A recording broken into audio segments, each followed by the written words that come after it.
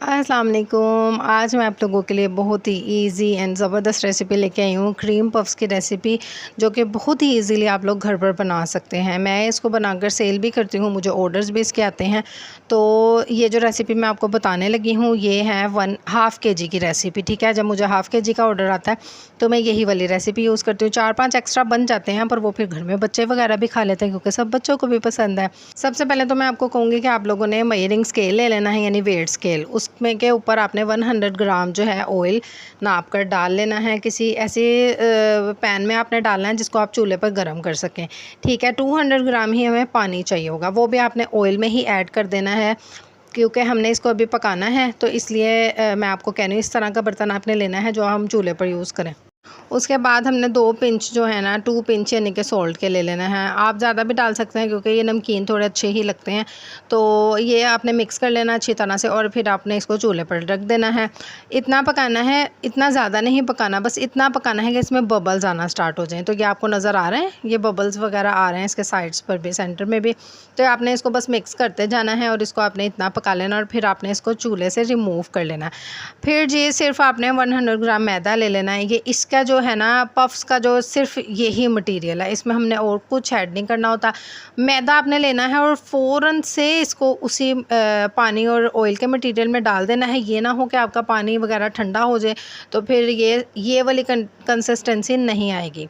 जिस तरह की अभी आ गई है, एक डो टाइप की, डो के दरमियान वाली जो है ना कंसिस्टेंसी हो गई है। फिर आपने इसको दूसरे बोल में, यानी कि उस सॉस पैन से जिसमें आप करेंगे गरम, उससे आपने बोल में ट्रांसफ़र कर देना है। ठीक है, इसको इसी तरह मिक्स करना है। अब आपने ये नहीं वेट करना कि ठंडा हो तो ही इसमें अंडे जाएंगे। तो बस ये नॉर्मल सा हो जाएगा जब तक आप इसको बोल में ट्रांसफ़र करेंगे। फिर आपने इसके अंदर एक एक करके अंडा ऐड करना है। अब अंडों की जी कोई क्वांटिटी जो है ना, वो नहीं है, कंफर्म नहीं है कि हमें इतने ही अंडे चाहिए होंगे, क्योंकि कभी अंडे बड़े आते हैं, कभी अंडे छोटे आते हैं। तो ये हमारे ऊपर डिपेंड करता है कि हमने इसकी कंसिस्टेंसी के मुताबिक हमने जो है ना अंडे ऐड करने होते हैं। जब आप 3 अंडे डाल लें, 2 अंडे बल्कि डाल लेना, उसके बाद आपने ना अंडे को प्याली में डालकर थोड़ा थोड़ा करके ऐड करना शुरू करना है, ताकि ये पतला ना हो जाए। अगर ये पतला हो गया और आपका जो है बैटर फैलना शुरू हो गया, तो फिर जो है क्रीम पफ्स ठीक नहीं बनेंगे। हमें बैटर इस तरह का चाहिए होता है कि जब हम इसको पाइपिंग बैग से अपनी ट्रे में करें, शेप दें, तो वो फैले ना, अपनी जो है शेप में ही रहे। अभी मैं आपको दिखाती हूँ इस तरह से। ये जो है ना तीसरा अंडा तो मैंने ना फिर एक छोटे बोल में डाला, और उसके बाद मैं थोड़ा थोड़ा ऐड करना शुरू किया मैंने, ताकि ये देखें ज़्यादा पतला ना हो जाता। फिर भी अभी मुझे लगा कि और ज़रूरत है, तो मेरे टोटल 3 अंडे गए थे। 4 भी जा सकते थे, 5 भी जा सकते थे अगर ये छोटे होते, पर ये थोड़े बड़े थे, तो 3 अंडे गए। ये देखेंगे आहिस्ता से गिरेगा, ये ना थिक है ना ही बहुत पतला है। इसको जहाँ रख रहे हैं ये अपनी शेप में ही रहेगा, ये फैल नहीं रहा। तो जी ये मैंने ट्रे ले लिया। ये मेरे पास ट्रे है, जो मेरे पास अभी तक की सबसे बड़ी ट्रे है, 14 बाई 9 इंच की। तो इसको ना, अब जो ग्रीसिंग का इसका मेथड है ना, सिर्फ ऑयल नहीं आपने लगाना, आपने ऑयल लगाकर इसके ऊपर इस तरह से मैदा डस्ट करना है। मैदे को फिर आपने सारा एक्सेस मैदा जो है ना, वो आपने निकाल कर ना, वो उसी में डाल देना जो जिसमें से आपने लिया है।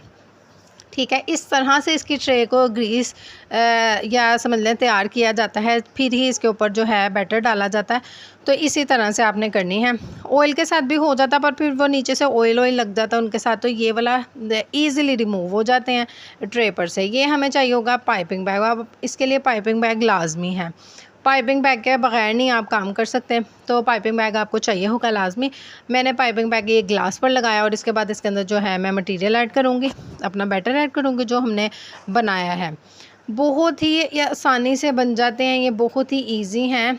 बस जिनको बेकिंग का शौक़ है कर तो वो ही सकते हैं, क्योंकि शौक़ ही हमें यहाँ तक लेकर आता है, अदरवाइज़ ये वैसे नहीं कोई भी कर सकता। तो जी इसीलिए मुझे तो खैर ये बहुत ईजी लगता है। सब यही कहते हैं हाँ आपको ईजी लगते हैं, वैसे ईजी नहीं थे, तो फिर मैं भी यही कहती हूँ वाकई मुझे तो अब आदत भी हो चुकी है, और अब यानी ईजी भी लगने लगे हैं बना बना कर, इस वजह से मुझे ईजी लगते हैं। तो इस तरह से ना आपने ये ज़रा दबा कर ना, नीचे वाली बेस आपने थोड़ी चौड़ी बनानी है, ऊपर तक फिर आपने उठाना है इसको। तो इस टाइप की आपने शेप दे लेनी है। देन हमने इसको बेक करने रखना है। बेकिंग इंस्ट्रक्शंस मैं आपको दे देती हूँ, यहाँ मेंशन भी कर दूँगी कि आपने इसको हाई फ्लेम पे बेक करना है। इसकी केक वाली फ्लेम नहीं होती है, मतलब अप्रोक्सीमेटली आपने 220 टू 250 सेल्सियस पे आपने इसको बेक करना है। तो ये होते हैं कोई 30 टू 40 मिनट्स में ये ना ये बेक हो जाते हैं। अब हम इसको बेक करने रखते हैं। तो अगर आपकी हल्की फ्लेम होगी ना, ये तो है ना अंदर से नहीं पकेंगे। और ये जब ये देखें जी ये बन चुके हैं, कितने खूबसूरत फ्लफ़ी से हो गए हैं। तो जब आपने इसको पकड़ना है ना, इसके अंदर से आवाज़ आएगी चिक चिक टाइप की, तो आप फिर समझ जाएंगे कि ये बेक हो चुके हैं। दूसरी जो टिप है ना इसकी ये है कि ये लाइट वेटेड हो जाएंगे। जिनका वेट ज़्यादा होगा ना, वो आप समझ लें वो अंदर से बेक नहीं हुए होंगे, वो कच्चे होंगे, अंदर मटेरियल उनके वैसा ही होगा। तो जी इसके अंदर जो ये तो हो गई इसकी पफ्स की बात। अब जो है ना क्रीम हमने ले लेनी है। क्रीम जो है ना, मैं बटर पफ्स नहीं बनाती हूँ, मैं क्रीम ही इनके अंदर फिल करती हूँ, और यही सब जो मेरे कस्टमर्स हैं उनको बहुत पसंद आते हैं। तो क्रीम भी जो है ना, अगर आपके पास फ्रोस्टी क्रीम है ना, तो फ्रोस्टी क्रीम ऑलरेडी इतनी मीठी होती है कि इसके साथ बहुत ही ज़बरदस्त जाती है। पर अगर आपके पास विपी विप क्रीम है, तो इसका भी मैं आपको बता दूँ कि विपी विप फ्रोस्टी से कम मीठी है। मतलब कि फ्रोस्टी में ज़्यादा मिठास होती है, विपी विप में कम मिठास होती है। मुझे विपी विप क्रीम पफ्स के लिए अच्छी नहीं लगती। जब मैं वो खाती हूँ ना, तो वो मुझे फीके फीके लगते हैं। तो इस तरह से ना आपने फ्रोस्टी है तो आपने फ्रोस्टी ही इसके अंदर ऐड करनी है। अगर आपके पास विपी विप है तो आपने उसके अंदर आइसिंग शुगर ऐड करनी है। जितनी भी आप ले रहे हैं उसके हिसाब से 2-3 चम्मच आप ऐड कर लें, ताकि उसकी थोड़ी मिठास ज़्यादा हो जाए। अब जी हमने इसके नीचे से जो है नाइफ़ से बस घुमा कर सुराख कर लिया था अंदर से। तो ये खाली होते हैं, फूल चुके होते हैं, तो इसलिए अंदर से खाली होते हैं। और हमने फिर पाइपिंग बैग अंदर को डाल करना है। इसके साइड्स तक हमने अच्छी तरह भरने हैं। आप देख सकते हैं मैं किस तरह से घुमा रही हूँ। अब जो है ना, मैं आपको ये भी बताना चाह रही थी कि इसका कितना वेट होता है। इसका वेट था 17 to 18 ग्राम। ये ना लाइट की वजह से ना नज़र नहीं आ रहा था मेजरिंग स्केल पे जो है ना वेट। तो मैं आपको ख़ुद से बता देती हूँ कि खाली का वेट था 17 to 18 ग्राम्स।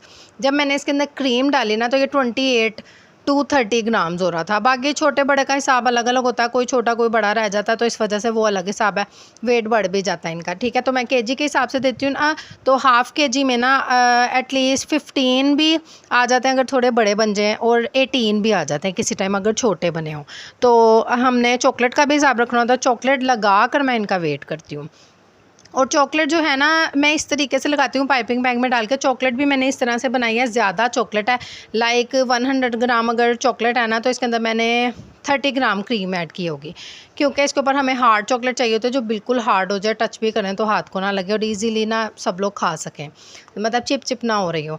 तो इस तरह से ना मैं पाइपिंग बैग में डालकर लगाती हूँ। अगर मैंने ना एक बार ट्राई किया था बोल में चॉकलेट का ये सॉस बनाकर ना उसके अंदर डिप किया था, तो एक तो मेरे हाथ भी बहुत गंदे हो रहे थे, दूसरा ये इतने सॉफ्ट थे ना, अब वापस ही नहीं आ रहे थे। चॉकलेट हार्ड थी तो चॉकलेट में ही रह जाते थे, तो इसलिए मुझे वो तरीका नहीं अच्छा लगा। मैं इसी तरीके से करती हूँ। फिर मैंने इनको फ्रिज में रखा, तो ये देखें चॉकलेट इतनी सेट हो गई थी कि हाथ भी लगा रही थी ना, तो वो टच नहीं हो रहा था। तो मैंने सोचा मैं आपको काट के अंदर से भी इसको दिखाती हूँ कि कितने ज़बरदस्त इसके अंदर फुल क्रीम फिल हुई हुई है।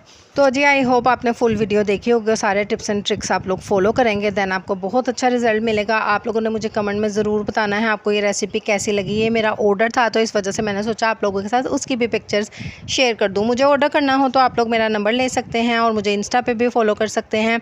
Thank you for watching. अल्लाह हाफिज़।